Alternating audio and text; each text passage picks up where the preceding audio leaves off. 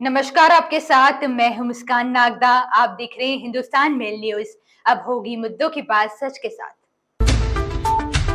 इंदौर के सराफा थाना क्षेत्र स्थित मुंबई बाजार मेन रोड पर दुकान संचालक द्वारा राह चलते कुछ लोगों के साथ अभद्र व्यवहार करने के बाद पूरे मामले में हिंदू संगठन और बीजेपी के तमाम नेताओं द्वारा थाने पर पहुंचकर शिकायत दर्ज कराई गई है। फिलहाल पुलिस ने शिकायत के आधार पर कुछ लोगों को गिरफ्तार भी किया है। इंदौर के मुंबई बाजार में हमेशा से विवादित मामले सामने आते रहे हैं। यहाँ पर दुकानदार हमेशा आने वाले ग्राहक और राह चलने वाले लोगों के साथ मारपीट और अभद्र व्यवहार करते हुए नजर आते हैं। इसी तारतम्य में फिर एक बार राह चलते परिवार के साथ अभद्र व्यवहार किया गया।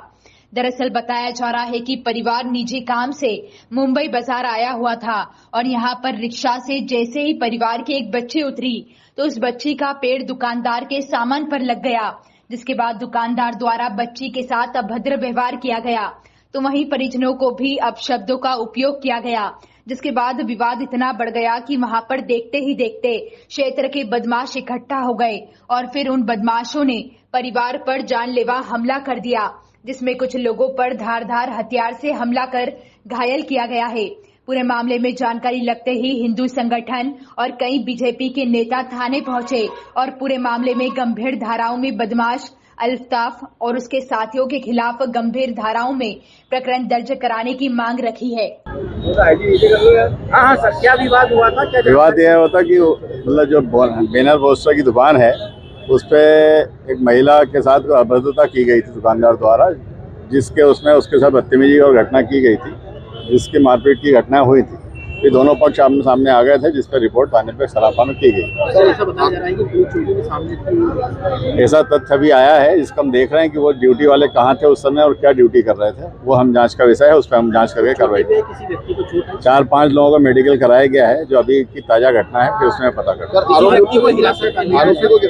एक आरोपी को हिरासत में लिया गया है, बाकी के बारे में पूछताछ की जाए।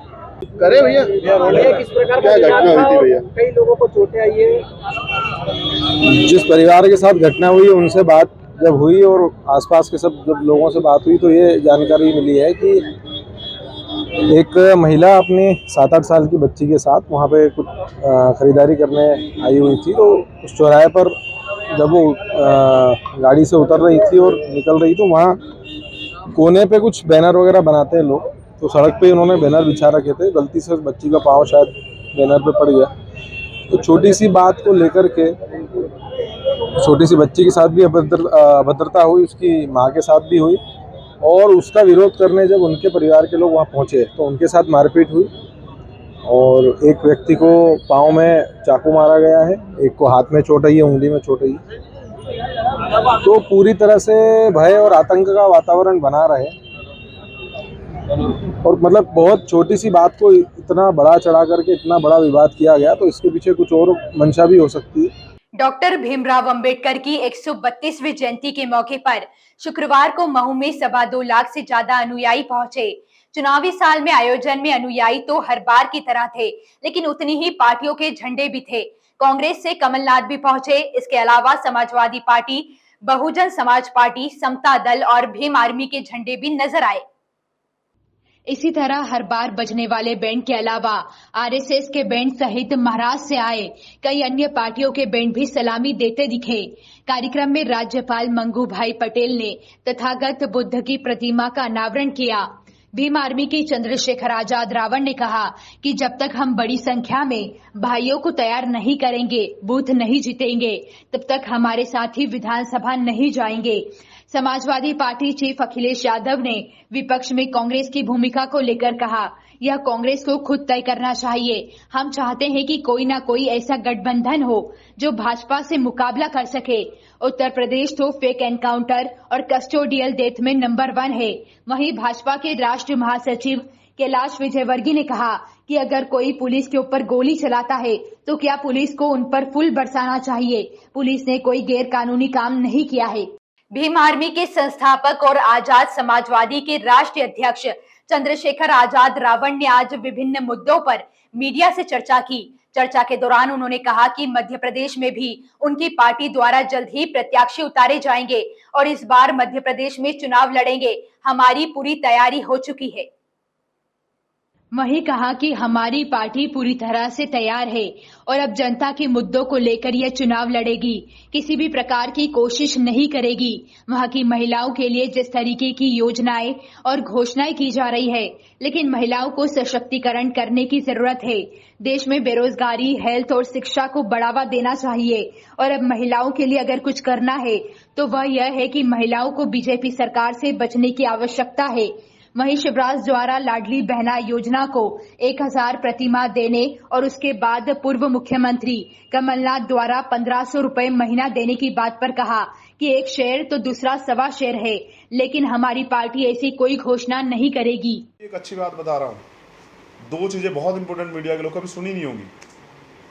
जब चुनाव आता है सब लोग वादा करते हैं, धोखा देते हैं, झूठ बोलते हैं, लेकिन कोई 420 का मुकदमा नहीं होता अगर नेता कोई उस पर ना अमल करे। कभी नहीं होता, आप देख लो, अगर होता हो तो बता दो। और आप किसी बिजनेस में कर दोगे तो आप पे फ्रॉड का केस हो जाएगा, पैसे के आधार बिजनेस कर रहे हैं। दूसरी बात, भारत के लोगों ने भी डेमोक्रेसी को नहीं समझा है, क्योंकि जो केंद्र की सरकार बनती है, मीडिया के लोगों को शायद जानकारी हो, यही हो जाएगा उदाहरण। पिछली बार कितने % वोट पड़ा टोटल सरकार बनाने में 2018 में? अगर कोई मीडिया के साथ जानकारी देके बता दे, अगर किसी के पास हो जानकारी। चलो फिर मैं केंद्र पे आपको बताता हूँ। 61% वोट पड़ा था केंद्र के लिए जब केंद्र की सत्ता 2019 में बनी।